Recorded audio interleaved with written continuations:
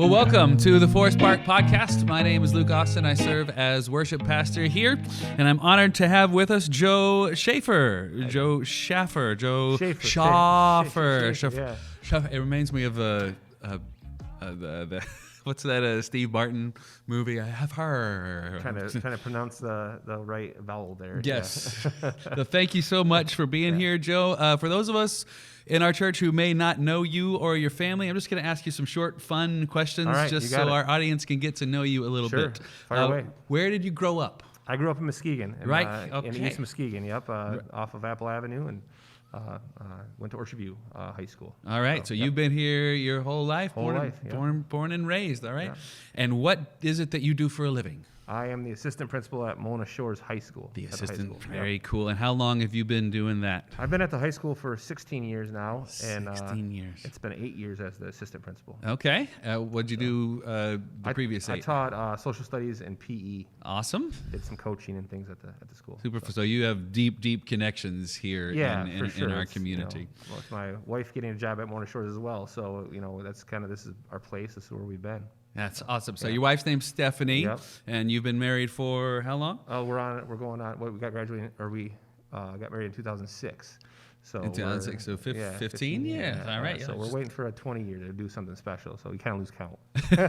Yes, that's easy to do. And what does she do at Norton Shores? She's a teacher at the middle school, 6th grade math. Okay, a math. So a family of educators. My goodness. Yep. And do you have children? How many? Three. Do you have? Three. Yep. Stella, Audrey, and Kendall. And their ages fifth, are 3rd, and 1st. 5th, 3rd, and 1st grade, and all girls. Yes. All girls. Yep. So we just got a puppy. We got a boy. So we got all right. A little bit more masculinity. Yeah, that's right. It's a little furry ball, so it's not really that masculine, but it's a boy. So you swim in the estrogen ocean at home. I have for a long time now. Yes, that's true. So that's awesome. And we're not doing anything about that. We're not. No. Your guys' plan. We're not going to change that anytime soon. We're very happy swimming in the estrogen ocean. That's amazing.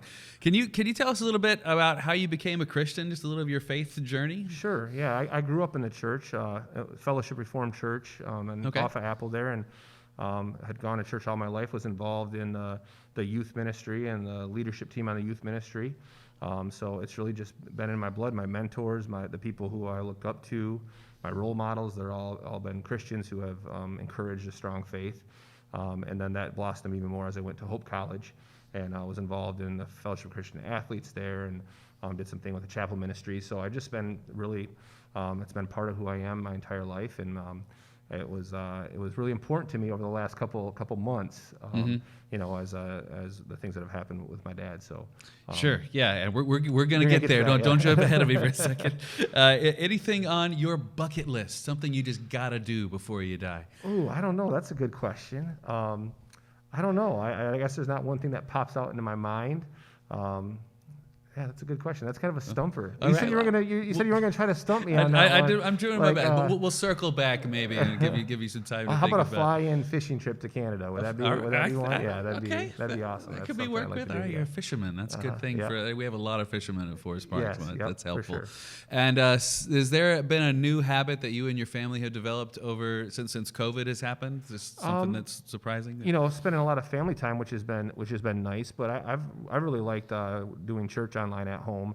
That I wouldn't rather be in the building. Sure. I would rather be in the building, but having that time together has just been really a blessing, really awesome to do church in our living room together and do communion in our house together. It's just things that you never would expect that you'd ever have to do, and we've did it, and it's been a blessing in a lot of different ways. So, that's so great to hear. Yeah. It's been an encouraging thing for you. And we want to be back in church, but we've made the best of our time. We've made our best of our time together as a family in the living room. So. Well, that is so cool, and it's really great to be in pajamas and a cup of coffee. Absolutely. And we're like 2 pot of coffee on Sunday, because we just go and drink it all morning long. So that's great.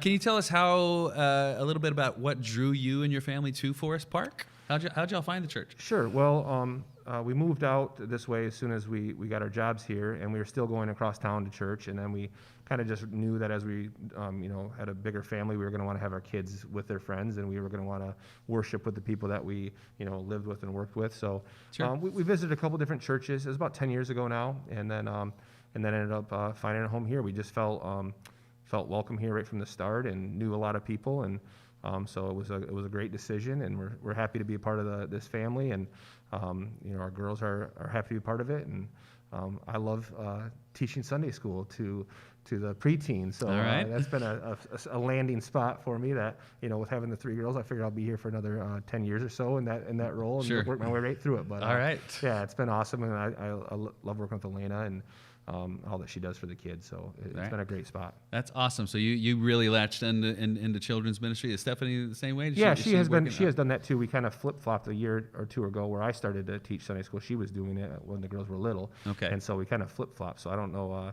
if she'll get back involved in it again, or she's enjoyed being in the service too. Right, so, that's awesome. Thank you for serving. Yeah, we love people who serve. That's great. Well, y'all have had quite a health journey in your family these past couple months with your dad. Can you walk us through what happened physically to him? Sure. So my mom ended up getting COVID. She tested positive, so my dad and my brother went in to get their tests, and my brother was negative and my dad was positive. And a few days into that process of doing their quarantine, my dad just got really lethargic and kind of took a turn to the worst where he wasn't getting out of bed. My brother was in the same boat. So my brother actually went into the emergency room one day, and I was up hunting during hunt camp, and my dad had to miss that. That was a big deal that he couldn't go, And so you knew something was wrong. Yeah, right? you knew something was real wrong, and just he's kind of slowed down on communication and texting. And when my brother went in, he said if he didn't feel better by the next day, he was going to go in. And so we ended up with both my dad and my brother in the emergency room at the same time for a couple days. Wow. Yeah. And he was just really weak and lethargic, and then they both ended up getting admitted. So my brother was in. He didn't have to go to the ICU, but he was up on the 8th floor, I believe, at Mercy, and my dad went to the COVID floor. Yeah. My dad went to the COVID ICU in the 6th floor. So, all right. Yeah. So he was there for about 30 days. Wow. And he was intubated, and then he ended up going on a trach after a couple weeks, and total it was 33 days that he was on a ventilator. And then he was in the hospital for a total of 58 days. So it was He was in the hospital for 58 days. Oh my God! If you've ever been in the hospital, that sounds like being in the hospital for a year. Yeah. 58 days. Yep. Due to COVID. Yep. And obviously we couldn't visit, so there was a lot of that time where we hadn't seen him for the longest time. And we were able to visit towards the end. My mom was able to go up every day towards the end when he got into rehab. So okay, when he got off the COVID floor. Yeah. Yep. And now he's doing great. He's able to pretty much do everything that he wants to do. Just gets winded or gets tired, gets fatigued pretty easily. So, but he's kind of hit the milestones of first just being able to walk, because when he first woke up, he couldn't even move his body generally because he was so weak. And then it progressed fairly quickly if you think about going from not being able to move to being able to walk. That happened over the course of a couple weeks. And got to the point where he can now go upstairs, go downstairs. Like I said, pretty much do everything, just dealing with not being able to do it like he used to be able to do it. And that's the fight now, is to kind of finish off that journey. He's still healing at the pace of the virus, right? Sure. Yeah. It's not as fast as what he'd like to, but he's had a great attitude all the way through. He doesn't remember really any of that time. I mean, a good chunk of that time he doesn't remember at all. Wow. Even times before that and times when we were already talking to him, he didn't recall that as easy. He remembers the doctor telling him that he was going to be put on a ventilator, and he said, "That's not good." And the doctor said, "No, it's not good." And he said, "Well, are you going to keep me alive?" And the doctor said, "We're going to do our best to keep you alive." Sure. And then he said a final prayer and thanked Jesus for his life, and asked him, to go to heaven if he wasn't to wake up. Wow. And then that's it, until he woke up in Pontiac, Michigan, of all places, and then realized that he had made it through it. So, and he didn't realize that it had been that long. He didn't know that was the case. How long was he out? He was conscious. He was out from the time he went on the ventilator to when he came off. So that was about 33 days.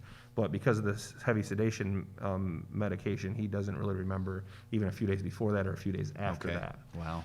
He doesn't remember until a few days after he was off the ventilator. He hadn't have any meds for probably 3 or 4 days until it kind of really cycled through his body and he was able to know what was going on. That's a huge journey. Yes. What were you feeling as a son with the prospect, just with the maybe even the possibility of losing your dad, and how did you manage and process all that emotionally? Yeah, well, I think having a strong faith was the most important thing. Was the thing that I relied on the most. It was interesting how that journey happened. Where when I realized that this was serious, this was bad, right. this could be bad before he went on the ventilator.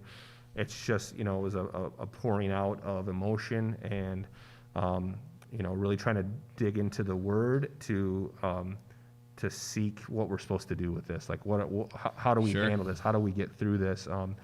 And so there was a really amazing moment. I opened my Bible, and I had been reading through the Bible, a year plan. Mm-hmm. I've done it a couple times, and so I was a little behind on my year, but you're totally alone there. Yeah. I've never fringed on that. So I opened the Bible to kind of knock the cobwebs off. Where am I at? And I went to I just happened to do the kind of the cliche, open the Bible and read the first thing that was there, and it was underlined. And it was James 1:17 or 17:1 or 1:17. I don't know if I got that backwards. Yeah. And it was all good and perfect gifts come from above, from the Father of heavenly lights, who does not shift like changing shadows. And so what happened is I read that, and it had it underlined. I don't know why I had it underlined, but I was in my bedroom, and the sun was bright in November, which November and December actually had a lot of sunlight, come to find out because I've been paying attention. But there was a bright, the light was just shining into my room at that time, and it was just like almost a sign of, okay, I feel God's presence in this moment, and and that I'm going to find blessings throughout this time. And there was a lot of those, and so we tried to focus on those. But the idea of the light was something that was uniform. My wife would send me a picture of the light coming into the classroom, or my mom would send me a picture. We'd go a Hoffmaster hike, and there would be like a break in the clouds, and it just seemed like that I got the chills more in that 58 days than I've ever had in my life. Like you can go really looking for God to move. Yeah, and you found Him all over. Sure, huh? And you can go. I mean, I can go a long time without really feeling that emotional connection, and then all of a sudden it was happening all the time, and it was like that was a blessing every time that happened. Wow.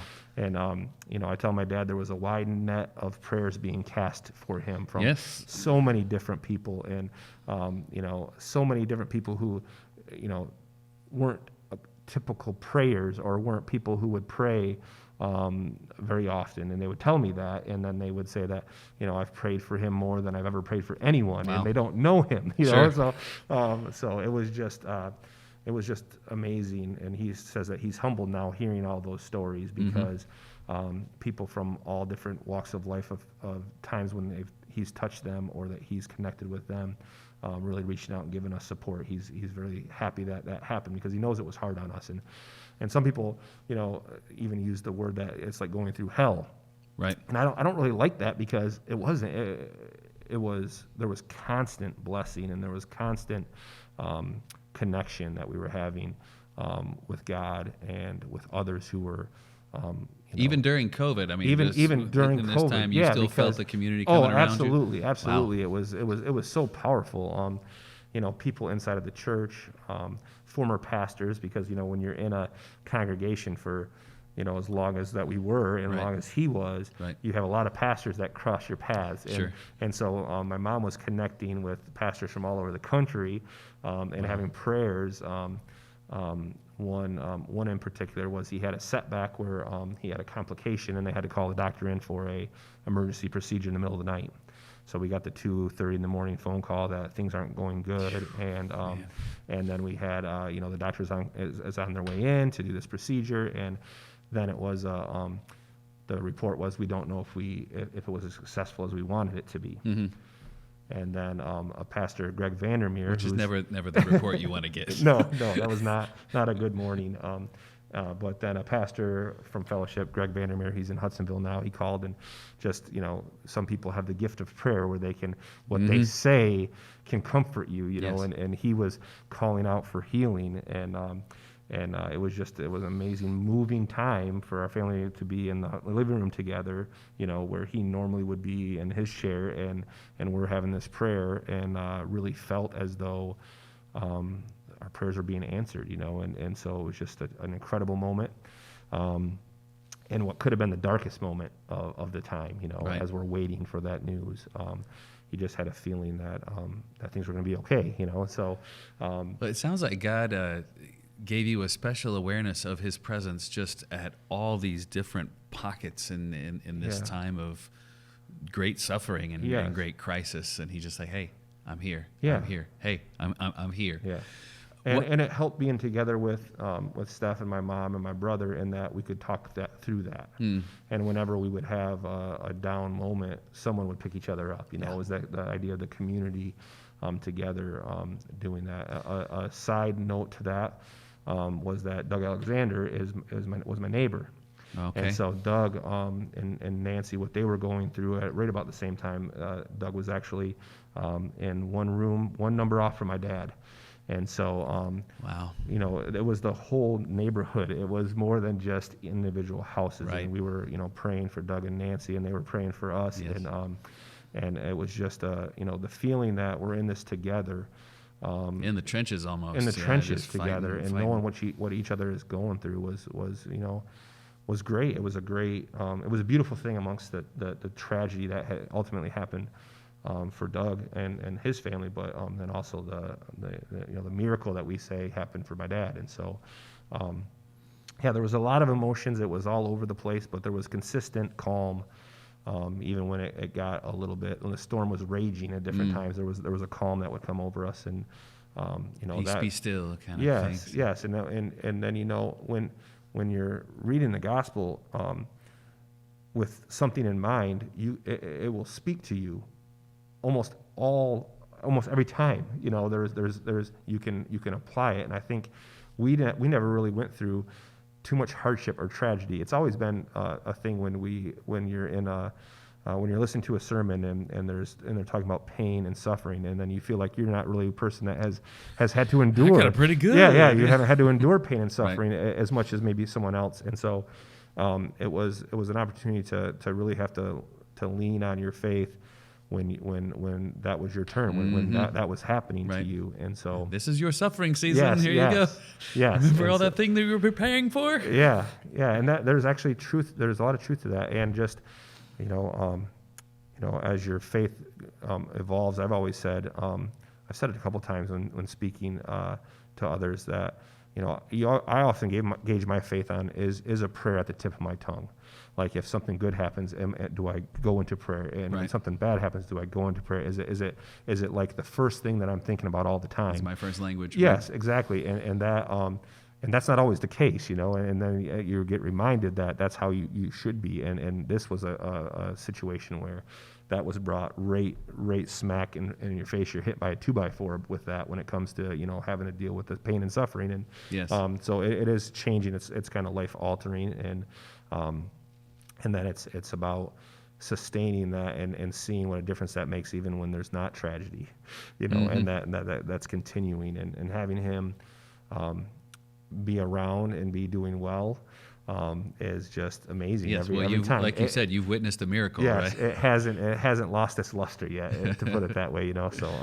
So we're just trying to support him and want him to get back to doing everything like normal, but he's well on his way. So it's going to take some time. That's unbelievable. Uh-huh. What did your wife Stephanie do to encourage you and lift you up, or how did y'all talk through that together, just as a married couple? Mm-hmm, mm-hmm. Well, I mean, some of that's centered around the kids, of how are we going to present this to them, and how do we do that, and then she took the brunt of, I was gone more, even though I wasn't in the hospital.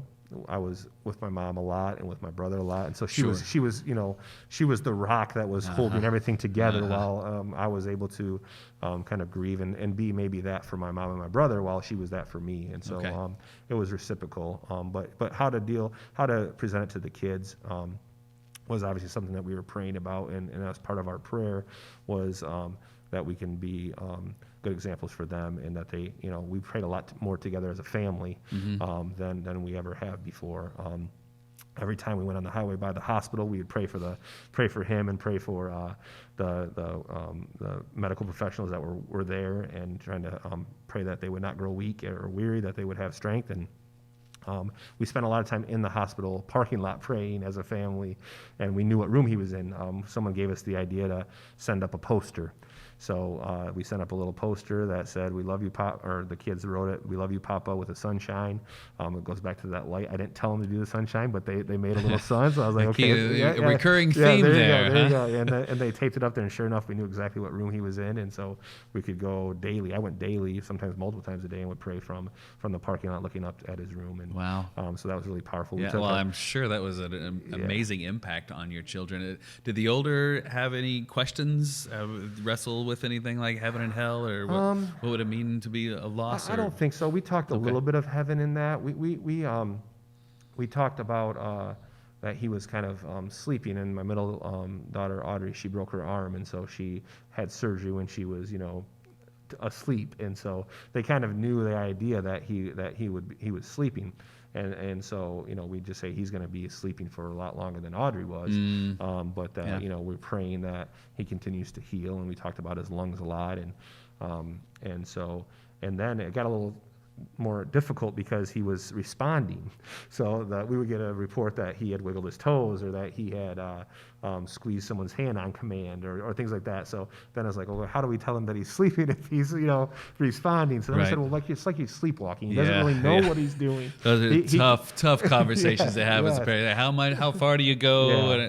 And then when Doug passed, it was hard on them, because we sat down and talked with them, and obviously my dad was in the same position as Doug, and so once again, in the tragedy of Doug passing, it was a way that we thought we were maybe preparing them for what possibly could happen, and that Doug had gone to heaven, and that he was with Jesus now, and and so that was a part of that, and I think that also set them back a little bit, thinking that maybe their grandpa or their papa could go to heaven, and so and I think we a couple of times we said it.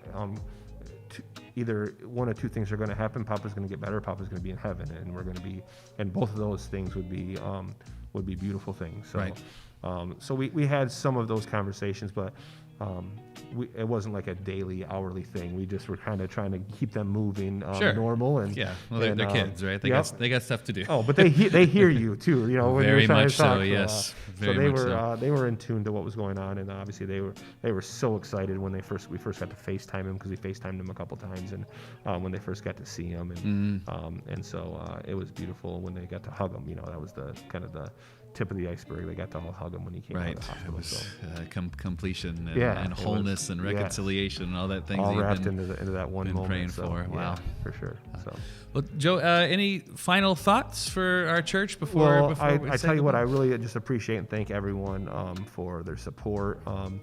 From the pastoral staff here, and then the congregation. There's so many, like I said, the net was casted really wide, and there was a lot of people praying, and we felt like prayers were being answered. And for some people who knew him, they weren't getting all the updates that we were getting. So I know that they were kind of suffering in that lack of knowing what was going on. But but they were hey, we've been praying. We'd love to hear something.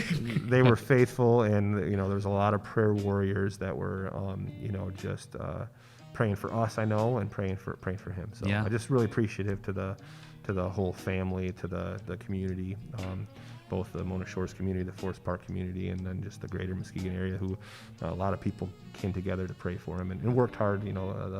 The medical staff, just unbelievable, and we have some of our church that works there, and so it was encouraging to have them there and have them be a part of this, and praying for them while they were doing their work. So, well, it's wonderful to be able to celebrate. It's not often we get good news and we get to say hallelujah in this situation. So it's wonderful to be able to celebrate with you. So thanks for being a part of our church. Thank you for leading your family so well. It is quite obvious that Jesus is just working all in and through your life, and what it means to be and pursue biblical manhood. So I'm honored to know you, and it's really great to have this conversation. Thanks for having me on, so I could kind of tell the story. So all right. Thanks a lot. Yeah. All right.